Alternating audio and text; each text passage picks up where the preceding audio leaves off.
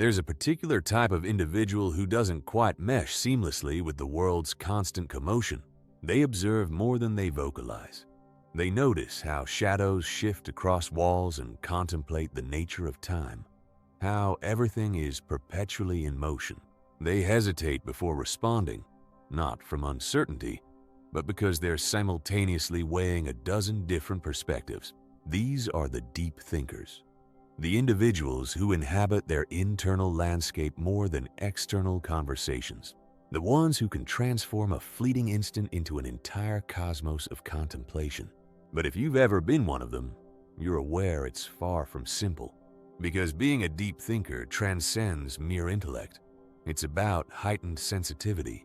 It's about perceiving the layers of existence most people breeze past without noticing. It's simultaneously a blessing and a weight to carry. By the end of this video, you'll understand why their mind works this way, and more importantly, why it's both their greatest strength and their heaviest burden. To truly comprehend deep thinkers, you must understand the constant friction between their rich interior universe and the external reality demanding their attention. Most individuals assume excessive thinking breeds confusion and paralysis. But for a deep thinker, contemplation is as essential as oxygen. It's their method of processing existence itself. They don't simply observe a tree. They contemplate its roots anchored in earth, how it reaches towards sunlight, how its life cycle mirrors their own in ways invisible to others. They discover metaphors embedded in everything ordinary. Psychologically speaking, deep thinkers possess what researchers identify as a high trait of introspection, a tendency to analyze not only external events but also their internal processes. They're constantly scanning for meaning, asking why not to be difficult, but because why feels like oxygen. This connects to activity in the default mode network, which becomes more active when we're lost in thought or reflection. It's the same network that lights up during creativity, imagination, and memory formation. So, the mind of a deep thinker operates like an intricate storm of connections, perpetually weaving, comparing, reflecting. But this identical capability can become isolating, because while others navigate life reacting immediately, deep thinkers are observing. They pause, they notice minute details, they contemplate before articulating, and sometimes, by the moment they're prepared to contribute, the conversation has already shifted elsewhere. So they remain quiet. And people misinterpret that quietness for disengagement when it's actually profound depth at work. A deep thinker doesn't simply desire conversation. They crave genuine understanding. They hunger for meaningful exchanges, ones that plunge beneath superficial small talk into fears, aspirations, the intricate architecture of human experience. Surface-level chatter feels utterly draining to them, because while most people swim in life's shallow waters, deep thinkers are diving for pearls on the ocean floor of thought. But here's where it gets complicated. That depth carries a cost. It frequently makes them overthink relentlessly. They replay events, dissect every phrase, wonder what someone truly meant, question if they expressed too much or too little. Their mind transforms into a recursive loop of what-ifs and maybe they meant this. Not from insecurity, but because they perceive nuance everywhere. Every decision contains multiple meanings. Every emotion possesses hidden roots, and their brain refuses to rest until it unearths the truth. There's a concept in psychology called meta-cognition, the ability to think about your own thinking. Most people utilize it occasionally. Deep thinkers exist inside it constantly. It's as though they're perpetually observing their own thoughts from outside, questioning them, rearranging them, attempting to comprehend their patterns. This renders them incredibly self-aware, but also susceptible to profound self-doubt. Because when you're aware of everything, you also perceive all your imperfections in high definition. A deep thinker doesn't merely ask, "What do I desire?" They interrogate, "Why do I desire it? Where does that longing originate? What would transpire if I obtained it, or if I didn't?" They analyze love, ambition, fear, memory, until they can almost grasp these invisible concepts in their hands. But in doing so, they sometimes forfeit the simple joy of merely existing. They forget that not everything requires understanding. Some experiences are meant to be felt, not dissected. You'll frequently discover deep thinkers walking alone, headphones inserted, not from loneliness, but because solitude speaks their native language. They require space to breathe, to process, to untangle thoughts that others don't even recognize exist. They're individuals who can feel profound while appearing serene. Their emotions move like quiet currents beneath the surface, unseen yet powerful. Deep thinkers have high intrapersonal intelligence. They understand their own thoughts, feelings, and emotions better than others understand their own. They recognize that self-awareness is key to navigating the world more effectively. Their own self, in addition to the external world, becomes an object of their wonder and curiosity.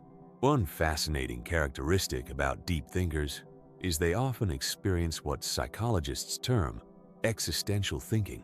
That's when you don't merely ponder your individual life, but life itself. Time, purpose, morality, consciousness. Questions lack easy answers, and that's what distinguishes them from ordinary overthinkers. Overthinking involves worrying about the future. Deep thinking involves questioning reality itself.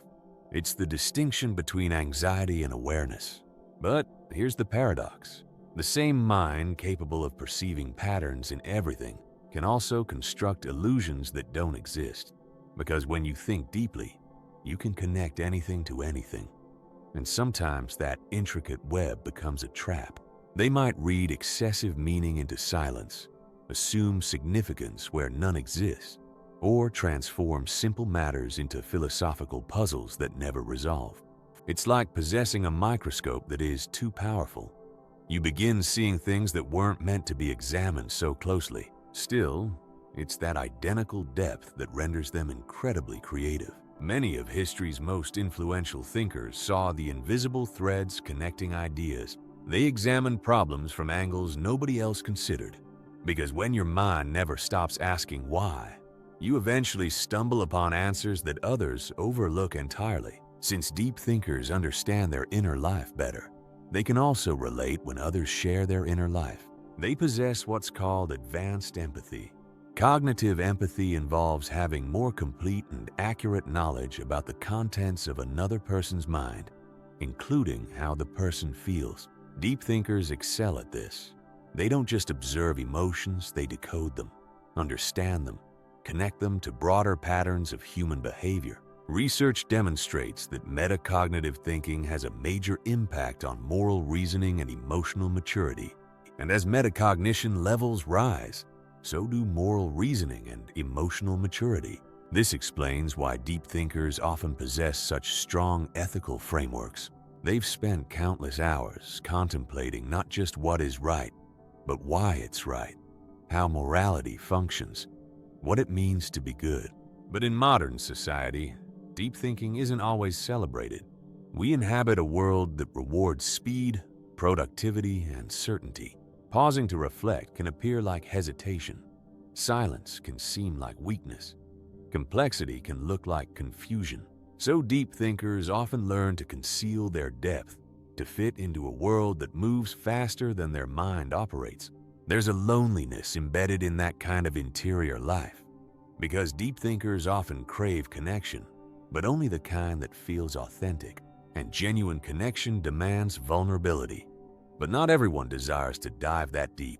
So deep thinkers remain guarded. They become selective, observing quietly until someone demonstrates signs of depth too. Only then do they open the door. And when they do, it's not halfway. It's completely. They'll share their fears, their hopes, the things they don't even tell themselves aloud. Because deep thinkers don't do halfway hearts. That's the double-edged sword. For deep thinkers, every thought feels alive.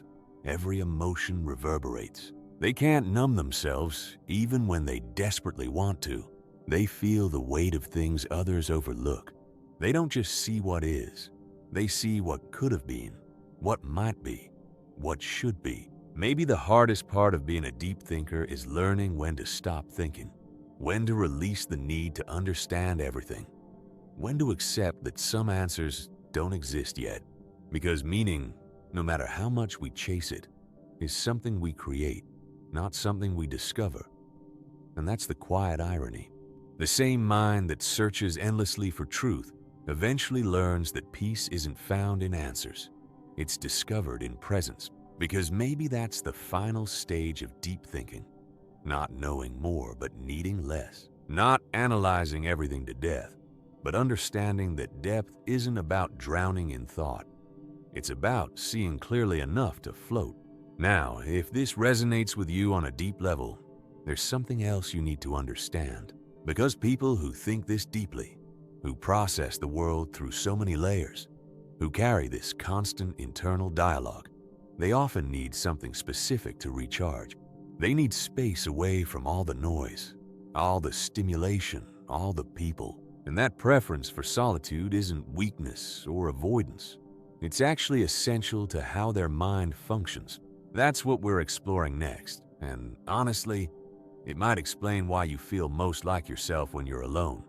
I'll see you there.